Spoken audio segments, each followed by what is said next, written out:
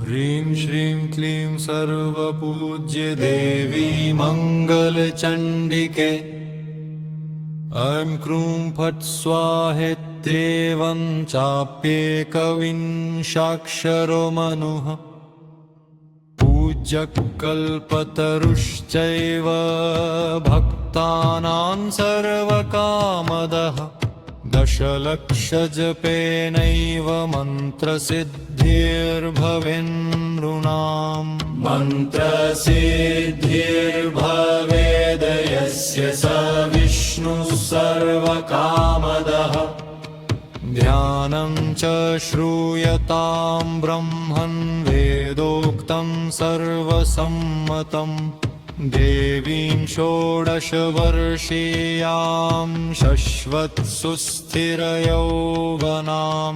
सर्वरूपगुणाढ्यां च कोमलाङ्गीं मनोहरम्।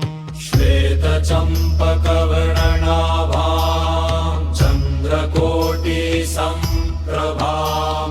वह्निशुद्धांशुकाधाना रत्नभूषणभूषिताम्। व्रतिं कबरीभारं मल्लिकामाल्यभूषितां। बिम्बोष्टिं सुदतिं शुद्धां शरत्पद्मनिभानमा। ईषद्धास्य प्रसन्नास्यां सुनीलोल्पललोचनां। जगदधात्रीं च दात्रीं च सर्वेभ्यः सर्वसम्पदाम्। संसारसागरे घोरे पोतरूपां वरां भजे। देव्याश्च ध्यानमित्येवं स्तवनं श्रूयतां मुने। रक्ष रक्ष जगन्मातर्देवी मङ्गलचण्डिके। हारिके विपदाराशे हर्षमङ्गलकारिके। शुभे मङ्गलदक्षे च शुभमङ्गलचण्डिके।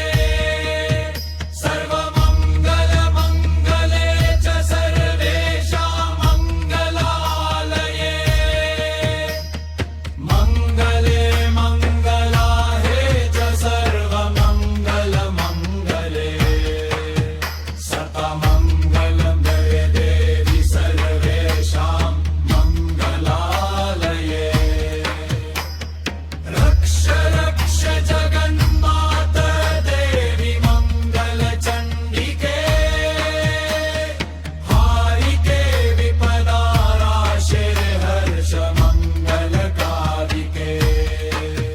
पूजा मङ्गलवारी च मङ्गलाभीष्टदैवते। पूज्ये मङ्गलभूपस्य मनुवंशस्य सन्ततम्। मङ्गलाधिष्ठातृदेवी मङ्गलानां च मङ्गले। सनसा मङ्गलाधारे मोक्षमङ्गलदायिनी। सारे च मङ्गलाधारे कारे च सर्वकर्मणा।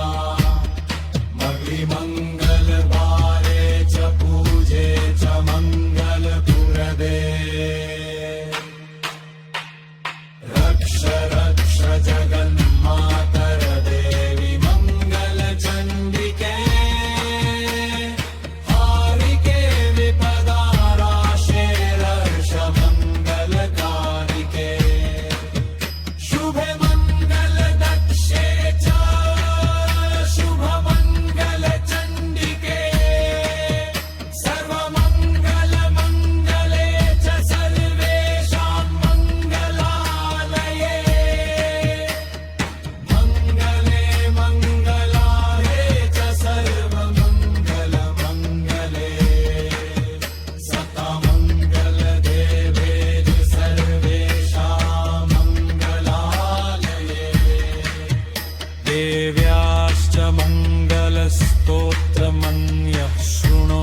समाहित तन्मङ्गलं भवेत् शश्वन्न भवेत् तदमङ्गलम्